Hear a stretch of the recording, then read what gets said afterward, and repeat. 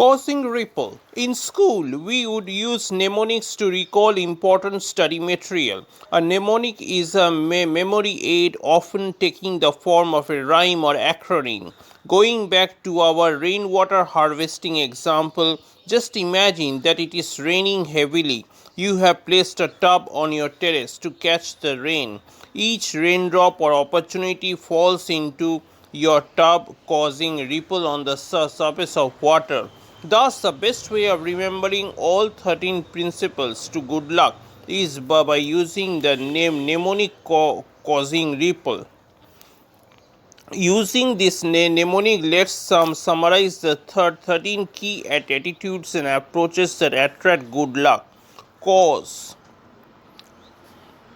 causing ripple. Now, C for confidence, A for alertness, U for unlearn, S for situations, I for intuition, N for network, G for goodness, R for risk, I for information, P for positivity, P for passion, L for leverage, E for experiment.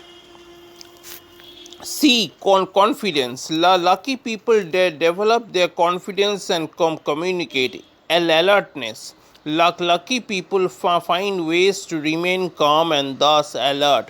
Unlearn. Lucky people unlearn old attitudes and approaches. Situations. Lucky people make the best of bad situations. Intuition. Lucky people listen to their intuition and develop it. Network. Lucky people grow and strengthen their network. Goodness. Lucky people understand the power of goodness. Risk. Lucky people take calculated risks, cut losses, and learn from mistakes. Information. Lucky people stay informed and thus absorb new ideas. Positivity. Lucky people stay positive, persevere, and cultivate a thick skin. Passion. Lucky people seek ways to get paid for their passion. Leverage. Lucky people leverage preparation, planning, and potential. Experiment. Lucky people are willing to try new things.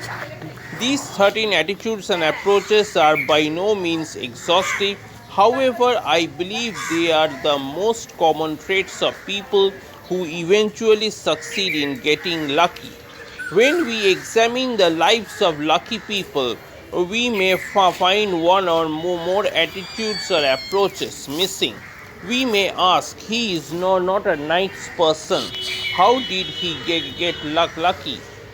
Or she is so disorganized. How was she being able to get anything done? Just as a student can compensate for a weak subject with a strong one, the same principle also applies to luck. The next chapter will explain how various attitudes add up to the composite score, something that I refer to as luck quotient.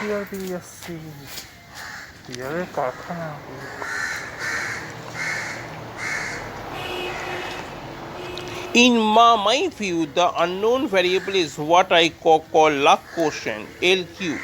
In the process of writing this book, I have become convinced that Napoleon Bonaparte was right.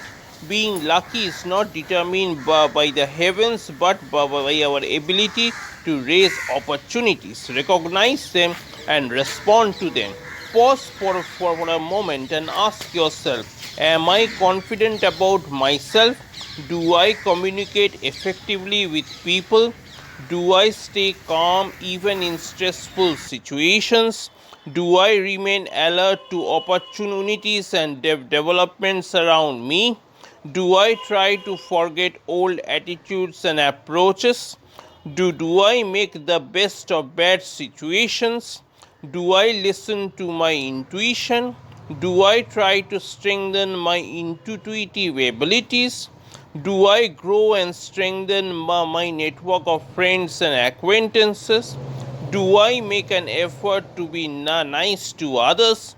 Am I generous to others? Am I willing to take calculated risks? Do I cut losses and quit when needed? Do I learn from my mistakes? Do I stay informed? Do I pick up ideas and absorb them for future use? Do I have a positive attitude to life? Do I persevere in the face of failure? Do I avoid getting affected when others criticize me? Do I seek opportunities to get paid for my passion? Do I prepare for situations in advance? Do I usually organize, plan, and prioritize? Am I open and willing to try new things?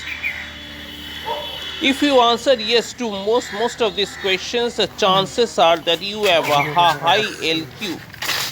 Luck quotient. A high LQ is an indicator of your ability to attract good luck. If your LQ is not too good, don't despair. You can work on your weaknesses and thus improve your LQ over time.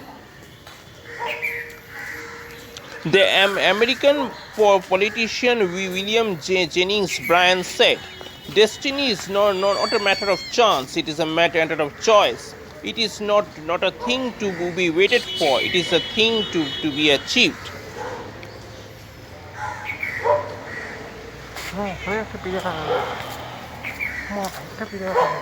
At a very broad level, all human needs or desires can be lumped into 9 basic categories: subsistence, food, shelter, clothing, protection, social security or health insurance, affection, friendships, family relationship, marriage, understanding, education, reasoning, meditation, participation, namely associations, community, neighborhood, church or temple, leisure, holidays, party, sports, creation, namely business growth, writing, music composition, art, identity or self-esteem, public profile.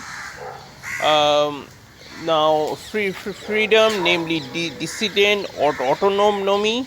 Man has always thought that luck is about getting closer to fulfillment of one or more desires. The problem, however, is that many have succeeded in having one or more desires fulfilled but continue to remain unhappy even after fulfillment. Can such people be considered lucky? It has been said that success is about having what you want, but happiness is about wanting what you have. In effect, the 14th step for good luck is: lucky people are those who are able to see how lucky they are.